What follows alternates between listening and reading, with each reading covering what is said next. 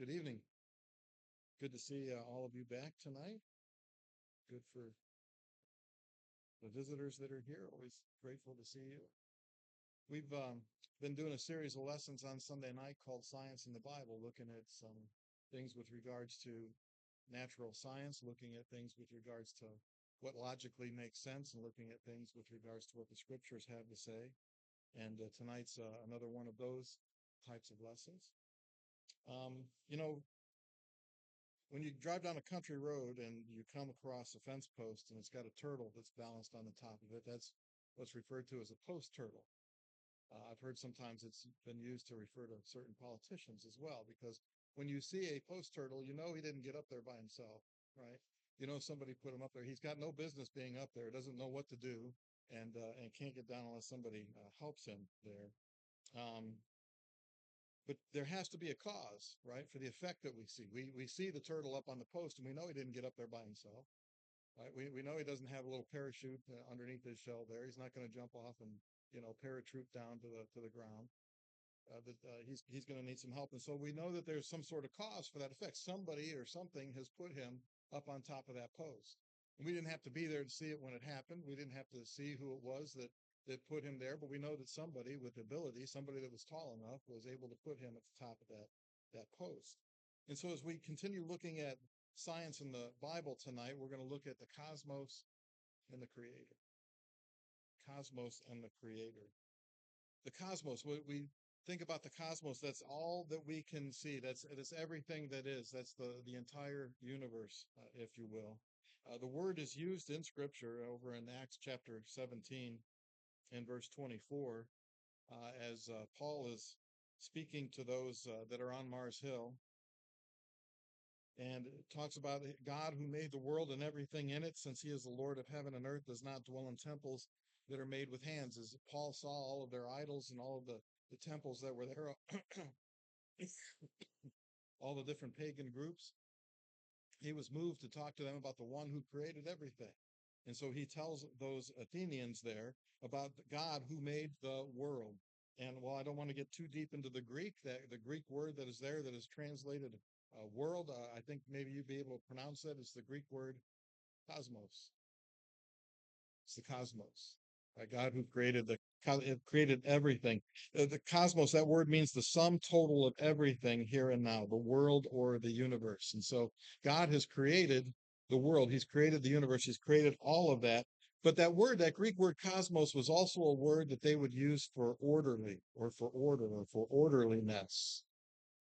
When we think about the cosmos, when we think about the universe, there's an order to things. There's an orderliness to what is there. Our universe has a tremendous amount of order, and somebody had to arrange that in order for it to be orderly that way. It's not what one would expect from a chaotic explosion. If you have an explosion and things blow up and pieces go off in every direction, you don't get something that's ordered from an explosion. You don't get something that's ordered from something that's random. Something that's ordered means that somebody has directed that to be that way. It's not what one would expect if it happened by chance. If it happened by chance, we wouldn't expect orderliness. We would expect that there'd be a randomness, that there'd be chaos, if you will, rather than order. But it's the order of the universe that exists that has allowed us to make mathematical calculations about where different bodies are at different times. We can watch the track of the Earth's rotation, if you will. We can watch the track of the Earth as it orbits around the sun. We can watch the track of the moon as it orbits around the Earth. And we can make mathematical calculations so that we can fire a rocket and we can land men on the moon because we know where it's going to be and when it's going to be. That we can make those calculations, and so we can meet up with that because both objects are moving. We've been able to launch rockets and land rovers on places like Mars. Well, how can we do that? Well, because we know where its orbit runs and we know where it's going to be at a certain point in time, and they can make those mathematical calculations and shoot a rocket and they can hit that. It can come. What if they didn't? What if it was random? What if they got up there, right, and they got to where Mars' orbit was, but Mars is on the other side of the sun? Wouldn't be able to make that landing, right? You would miss it. And so there's an orderliness that is there that we can observe.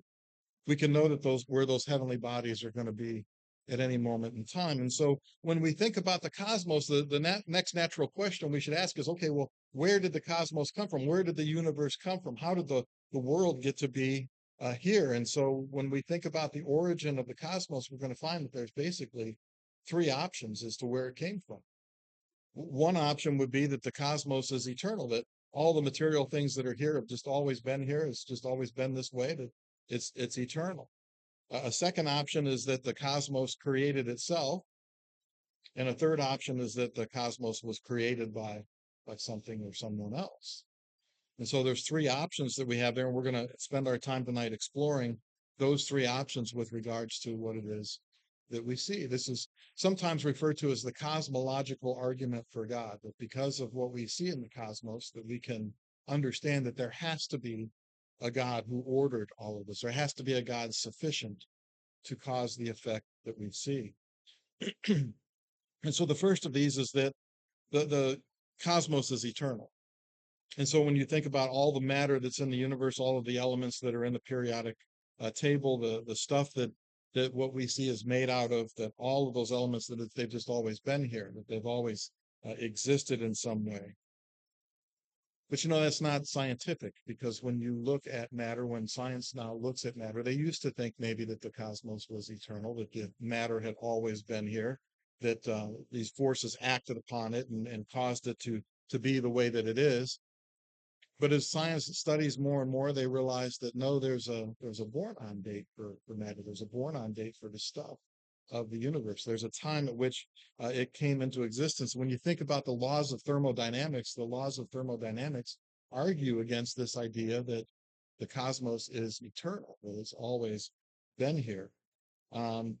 First law of thermodynamics is that through natural processes, energy cannot be created or destroyed. You can change matter into energy, or you can change energy into something, but you have some dissipation, you have some heat maybe that comes along with that, right? So you change maybe energy from one form to another, but you don't really create or destroy any of that.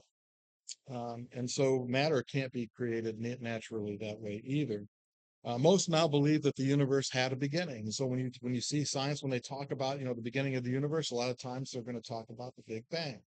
So they recognize that the cosmos is not eternal. When they're talking about a Big Bang, they're saying, okay, it's not eternal, that there was this explosion at the beginning of time, and all of these things, the gases kind of formed together and started burning, I guess. I don't know if anybody had a Bic lighter to get that thing started in the first place, right? But they started burning as stars, and then the other matter formed together as planets, right? And they developed magnetism and gravity and all of that and started rotating around each other. But they most believe that the universe had a beginning at some point, a Big Bang, so it's not eternal. But with this theory, you've got chaos that eventually leads to order, that you've got this chaotic explosion that eventually leads to the order that we see. And is that how it works? Well, again, if we look at science and we look at the laws of thermodynamics, the second law of thermodynamics says that systems break down over time. They don't progress. That if you have a system and you leave that system alone, that system is eventually going to wind down. It's eventually going to wear out. We certainly see that with our own bodies. There's a time where we grow and we mature and we maybe get stronger, but there's a certain point, maybe for us men, like 19 years old. And once you get past that, sorry guys, it's all downhill after 19. But there's a certain point at which you can build your body up. But at a certain point, your body starts to break down. Things start to wear out. That's how things work in the world. When you buy a car, when it's brand new, it runs fine. But as it gets older, as it starts to wear out, that's what happens to systems when you just kind of naturally leave them alone. They're going to kind of wear out. If you've got an old house and you let it go and you don't do anything with it, the weeds are going to come, right? The trees are going to come, the roof's going to collapse, that thing's going to break down, right? It's going to decompose. It's not going to continue to improve. But with the Big Bang, you'd have to have some sort of an explosion, and then the systems continue to improve and evolve into something that's higher form. Doesn't happen that way in science. Doesn't happen that way in nature. Doesn't happen that way when you leave it all alone. And so we can observe this in our world. Things that are left on their own will entropy. They will break down over time. Since this is the case, the cosmos can't be eternal. because we see things, we can observe things with our own eyes that are breaking down. We can observe things with our own eyes that are wearing out. And if the cosmos was eternal, if it has always been here and it's always going to be here, then what you would expect to find is that that would be static rather than changing. You would expect it to always be the same, that it wouldn't be improving and it wouldn't be wearing out, but it would always just be a constant. But since we can observe these things, uh, we can find that it is running down. And if you want to think about something being eternal, which is more likely to be eternal, matter or mind? Is it more reasonable to think that matter has just always been here and somehow matter that is not living and it's not living and it's not living, and then all of a sudden, boom, it's alive, and then that matter creates a mind that can think and that can reason and can observe these things and can think things out? Is that more reasonable, or is it more reasonable to think that there's always been a mind that created the matter and organized it into what it is that we can observe? Which of those is more likely? Well, it's more likely that mind has always been, right? That there's someone's mind, that God's mind has always been, and that God's the one who has arranged these things. And so it's not the cosmos that is eternal, but it's God who is eternal, and He's the one who made these things. It's much more plausible. Because when we look at which one could make the other, an intelligent mind could make something, but could something make on its own, random, just by chance, a mind that can think and reason?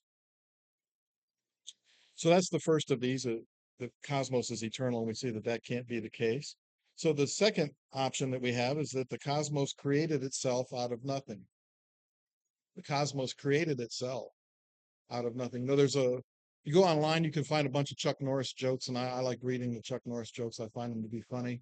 Chuck Norris said that the boogeyman looks underneath his bed every night to see if Chuck Norris is there, right? But one of the ones that I like the most is that Chuck Norris built the hospital that he was born in. That's kind of like the cosmos creating itself out of nothing, right? That Chuck Norris would have to exist to build the hospital that he was born in, that he could begin to exist. Cosmos creating itself is similar to that. It would be like, the old argument, what came first, the chicken or the egg? Well, if the cosmos created itself out of nothing, you'd have a hen laying an egg that then she is hatched out of. She'd have to exist before she existed to lay the egg that she was hatched from.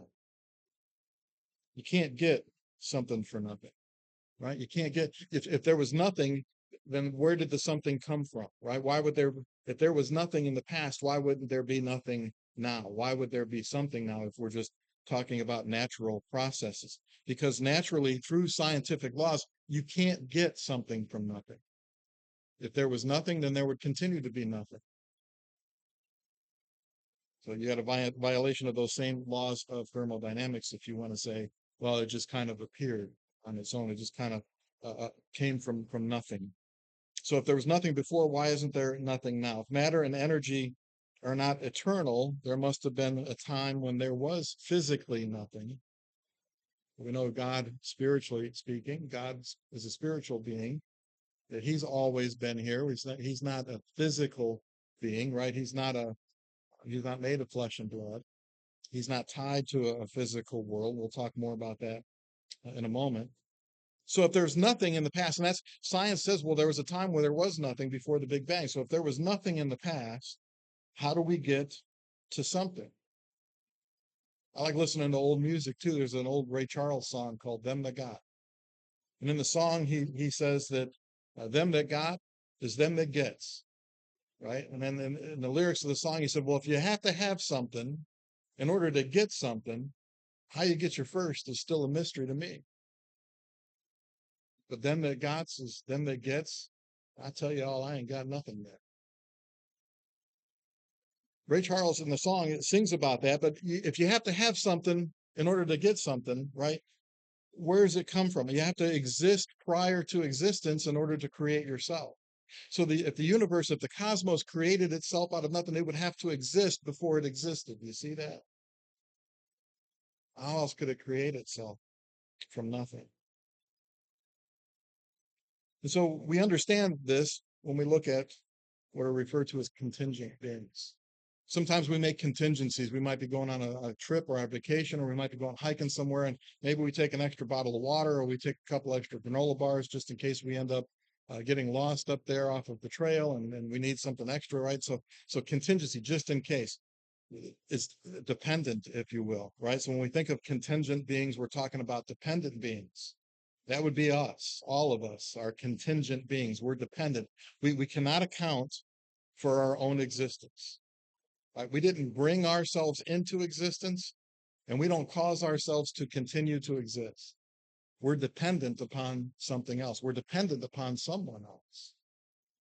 We didn't bring ourselves into existence because we just decided, well, I'm ready to live now. We don't continue to exist because of our own strength and our own power. How many of you can stop breathing? How many of you can stop and start your heartbeat? Those are involuntary things, right? Our heart continues to beat as long as God allows it to. You can hold your breath for a certain amount of time, but then you're going to be gasping for air and you're going to breathe in, right? It's an involuntary response. It's something that we're dependent in that, right? We don't get to cause that ourselves. And so as contingent beings, as dependent beings, we're restricted by time and space. We can all be right here, right now in this particular time, but we can't be 50 miles down the road at the exact same time because we're hindered. We're restricted by time and space. There's a physical world that we live in. And we have a beginning in time. We have not always existed. We are not eternal from the standpoint of going backwards. We have not always been here. We've had a beginning in time. We either came from another contingent being or we came from a non-contingent being. Now, most of us have parents. I imagine all of us have had parents, right? We all came from another contingent being. And where did our parents come from? Well, they had parents. They came from a set of contingent beings. And where did they come? They came from a set of contingent beings, right? And so you can trace that back and trace that back. And eventually you're going to come all the way back to Adam. If you trace it back far enough, you're going to come all the way back from Adam. And how did Adam get here? What did his existence begin? Well, he came from a non-contingent being, that God created him from the dust of the earth. That's what we'll read about in Genesis chapter 1 and Genesis chapter 2. You've got a non-contingent being. So contingent beings can't form themselves, can't create themselves, can't cause themselves to be. On the other hand, non-contingent beings are necessary beings. In order for there to be anything in existence at all, there has to be a non-contingent being, a being that does not depend on anyone else or anything else to exist. And sometimes it's maybe hard for us to wrap our mind around that, but God, as being eternal, God has always existed. God has always been here. And so God isn't dependent on other beings or beings, another being or other beings. It didn't take somebody to create God, because sometimes folks will say, well, you creationists, you talk about all this, everything's got to have a creator. Well, who made God? Well, God didn't have to be made by anybody. God's always been. God is eternal, and you go backwards. He's always been in existence. And because he's a non-contingent being, he's not restricted by time and space. We certainly saw that in the lifetime of Jesus. While he was here on the earth, he wasn't restricted by time and space. Didn't matter where he was in conjunction with the centurion servant in Matthew chapter 8. He was able to heal him from where Jesus was. He didn't have to go and be in the same place that he was in order to be able to heal. He's able to do that from where he was, not restricted by time and space. They are not self-caused. They didn't have to be, God didn't have to create himself. God didn't have to create Jesus. They've always existed. They are eternal. They've just always been. They are uncaused beings. We might say that God is the uncaused cause of everything that we see. He didn't need a cause. He didn't need a creator. He's always been, and he's the one who caused everything else to be. And so when we look at these options for how the cosmos got to be here, that the cosmos is eternal, we see that, well, that doesn't fit scientifically, and that doesn't make any logical sense, that it's eternal, that it's always been here, and that matter somehow has made life, and matter has somehow made a mind that can reason. We see that the universe, the cosmos, couldn't have created itself. So what does that leave us with? That leaves us with this, that the cosmos was created. The cosmos was created. There's another law. There's a law of cause and effect. When we see the effect, when we see the cosmos, when we see what is there, we have to understand that there's got to be a sufficient cause for that. When we walk along the beach and we see that there are footprints that are there, we see the effect. Maybe we didn't see the person that trekked through there that left those footprints, so we don't know whose footprints that they are, but we can reasonably know that somebody walked down that beach and left those footprints behind. There was a cause for that effect that we see. That post turtle, right? There's a cause for that effect that we see. Somebody put that turtle up there. He didn't get up there by himself. He didn't just pop into existence at the top of that fence post, right? Somebody had to have put him up there. And so there's a cause for that effect. Now, the cause has to be sufficient, right? If I go walking on the beach and you come along and you find a bunch of dinosaur tracks, I may have a little weight on me, but I'm not sufficient cause to leave dinosaur footprints as an effect behind, right? The cause has to be a sufficient cause. It has to be a big enough cause. It has to be a powerful enough cause to give us the effect that we see. That lady can push all day long. She's not going to move that boulder because the cause that is not enough, right? It's not sufficient to create the effect of that boulder rolling downhill. It's got to be a sufficient cause. Is God a sufficient cause? Well, the scriptures tell us so. Let's look at a few. In Jeremiah chapter 32 and verse 17, there the scriptures read, Ah, Lord God, behold, you have made the heavens and the earth by your great power and outstretched arm. There is nothing too hard for you. God has created the heavens and the earth. He's created all those things that we see in the cosmos, created it by his great power and his outstretched arm. And he says, there's nothing that is too hard for you. Nothing too hard for you. I always think of back to Abram and Sarah when they're told that they're going to have a child, and Sarah laughs. She doesn't necessarily believe it at first. She laughs that, her in her old age, that she's been barren all this time and she's going to have a child. But in Genesis chapter 18 and verse 14, God says, is anything too hard for the Lord? You say, man, the universe is huge. It's vast. It's big. Could God have created all of that? Is he powerful enough? He says, is there anything that's too hard for the Lord? At the appointed time, I will return to you according to the time of life, and Sarah shall have a son. There's nothing that's too hard for God to do. There's nothing that's too big for him to be able to build. In First Chronicles chapter 29, verses 11 and 12, here it says, yours, O Lord, is the greatness, the power and the glory, the victory and the majesty. For all that is in the heaven and in earth is yours. Yours is the kingdom, O Lord, and you are exalted as head over all. Both riches and honor come from you, and you reign over all. In your hand is power and might. In your hand is to make great and to give strength to all. God has that kind of power to be able to just speak, and the cosmos came to light, that the cosmos was created through the words of God. In Isaiah, we looked at some passages from Isaiah this morning. In Isaiah chapter 40, beginning in verse 25, it says, to whom then will you liken me, or to whom shall I be equal, says the Holy One? Who are you going to put on an equal footing with God? Is basically the question that he's asking. Lift up your eyes on high and see who has created these things, who brings out their hosts by number. He calls them all by name. By the greatness of his might and the strength of his power, not one is missing. When you look up at the night sky and you see all of those stars, God's saying, lift up your eyes and see who created all of that. When you see all those stars in the heavens, who created all of that? He brings out the host by number. He calls them all by name. Now, some of the stars we started assigning numbers to. We run out of names, right? I guess you can find one on a telescope, and if nobody's named it yet, you can pay some money and you can give that to your wife as an anniversary gift or something. Hey, I had a star named after you. There's billions of them after all up there. But he knows all of them, right? He calls all of them by name. He knows where each one of them are at all times. When you think about the vastness of space, that's amazing. Only God is sufficient as a cause for these things.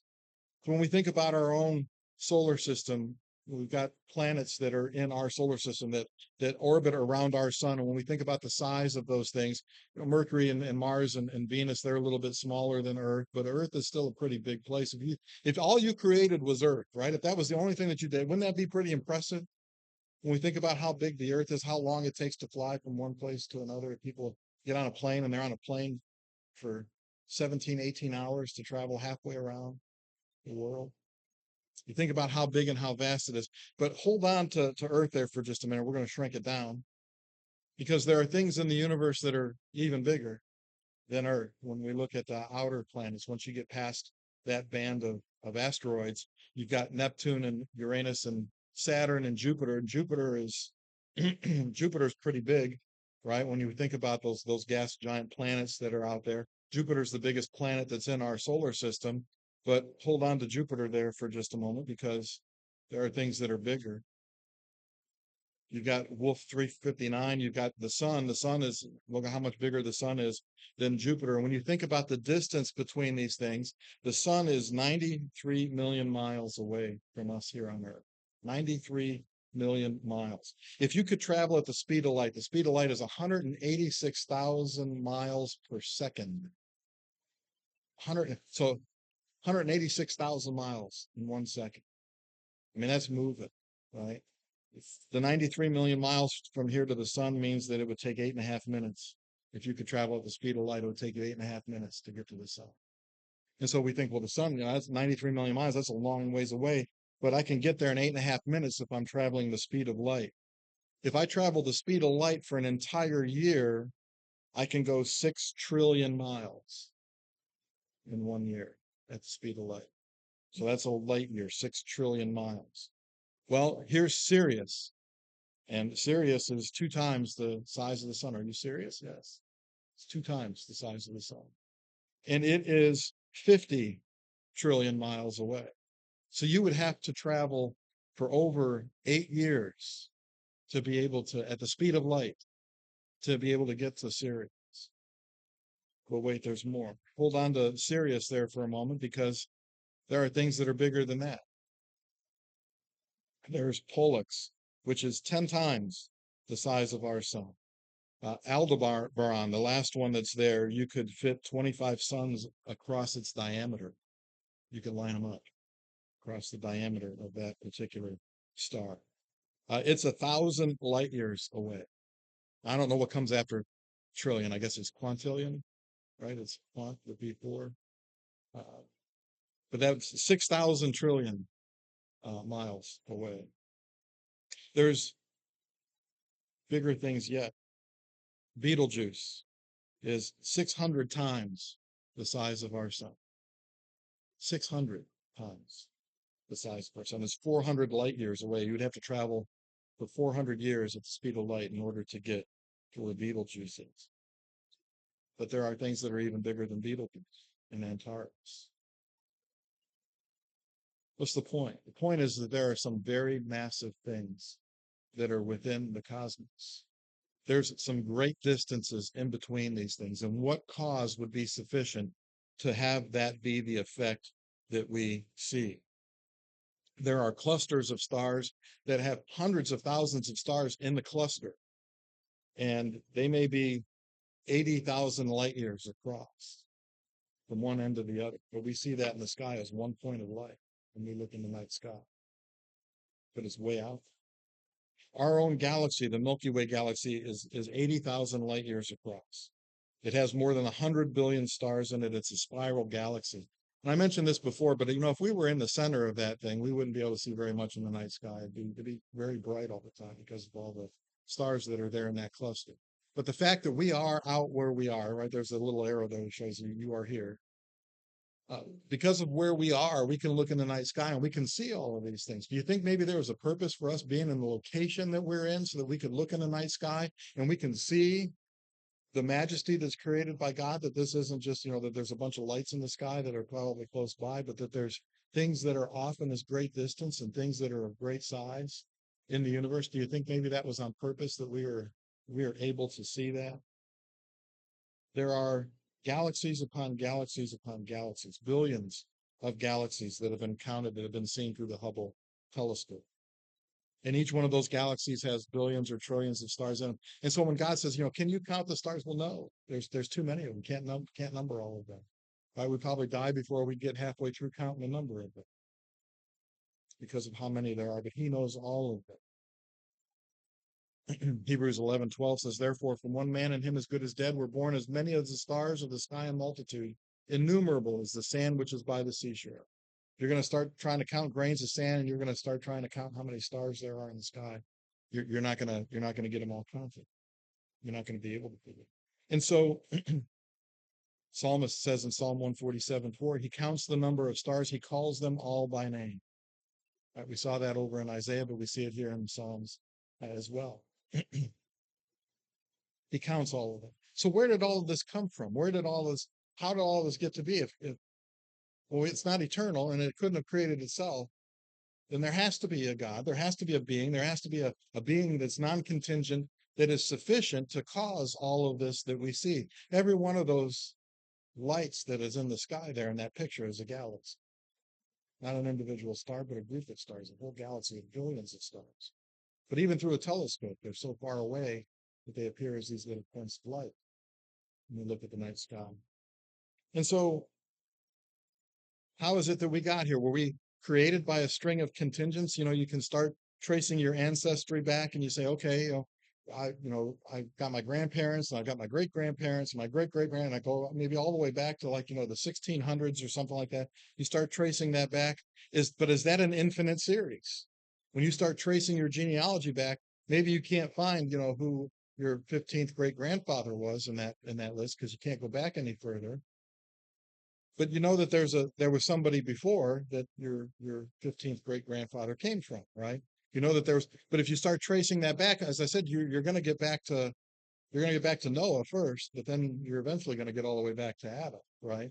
So it's not an infinite series when we trace that back. So was it just, life created and life created and life created? Some will say, well, how we got here is that we were planted by aliens. Some aliens just came down to Earth and they were in their spacesuits and they planted the life down here on Earth and they started life and that's how it got started. Okay, where did the aliens come from? You haven't solved the question of origin, right? All you've done is kick the can down the road to say, okay, so if life here was planted by aliens, where did the aliens come from? Well, they were planted by other aliens. Okay. But again, is it an infinite series back to a continual string of contingents? See, at some point, there's got to be some place where it starts. Anything that begins has to have a creator. Creator himself doesn't have a beginning. He's eternal. He doesn't need a creator. But everything that does begin needs to have a creator. In Romans chapter 1, verses 18 through 20, Paul writes this, for the wrath of God is revealed from heaven against all ungodliness and unrighteousness of men who suppress the truth in unrighteousness, because what may be known of God is manifest in them, for God has shown it to them. For since the creation of the world, his invisible attributes are clearly seen. From what? From the creation of the world, his invisible attributes are clearly seen, being understood by the things that are made, even his eternal power and Godhead, so that they are without excuse. What's Paul saying? You can look at what is there. You can look at the evidence that's in our world. You can look at the evidence that's in the cosmos and understand that there has to be a creator, that there has to be a God who put all of this together, who started all of this. So that folks that want to deny that, folks that want to knowingly deny that, well, he says that they're without excuse. They don't have an excuse. When we look at buildings, we understand that that building didn't just pop into existence. That building didn't form itself. It didn't create itself. That building wasn't always there. There was maybe a time where we can see pictures when that building wasn't there. But when we see a building, we understand somebody constructed that. Somebody designed it. Somebody built it. Hebrews chapter 3 and verse 4, the Hebrews writer says that every building has a builder, but the one who built all things is God. We wouldn't assume, right, that a building just popped into existence or that it created itself. That would be nonsensical. So why would we think that something much bigger than this hotel popped into existence all on its own? What can we take away from all of this? Well, the cosmos and the vast size of it proves that there had to be a creator. proves that there had to be a creator with sufficient power to be able to make all of this and order all of this. It's so clear. God says that if you don't get this, that you're without an excuse. And so when people say, well, what about the person who's never read the Bible? You can look at what is there in nature and understand that there's a creator. And if there's a creator, well, I want to know who he is. I want to find out which of the so-called gods in this world, which one is sufficient for these things to have created everything. And it's so clear that God says, if you don't get this, you're without an excuse. Because there's a creator, we need to seek him out. Because there's a creator, we need to follow him. If you're here tonight and you're not following our creator, if you're not following our Lord and Master, if you've not done what it is that he says that we need to do in order to be saved, well, you can do that. If you've heard the gospel message and believe it to be true, it's important for us to believe in him, to understand that we've got to have faith in him and we've got to be faithful to him. The Hebrews writer says in Hebrews 11:6, without faith, it's impossible to please him. For those who come to God must believe that he is, and that he's a rewarder of those who diligently seek him. Cosmos ought to convince us to seek out God, seek out who he is, and what it is that he has in store for us, and what it is that he wants from us, what it is that he wants us to do. He's not left us in the dark. He's provided us with his word to guide and direct us on what it is that he wants us to do. If you're here and you've not done that, you've not obeyed the gospel, you've not been baptized for remission of your sins, you can fix that before you leave here. Maybe you have been baptized, but you've not been walking faithful to him. You can fix that too. If it's just between you and the Lord, you can fix that where you are. If it's something of a public nature, you can come forward, repent, and we'll pray with you. We'll pray for you. Maybe you just have something that's heavy on your heart and you need prayers of the church to help you get through. If you've got a need to respond to the Lord's invitation, we invite you to come and do it now. We stand with Mark as we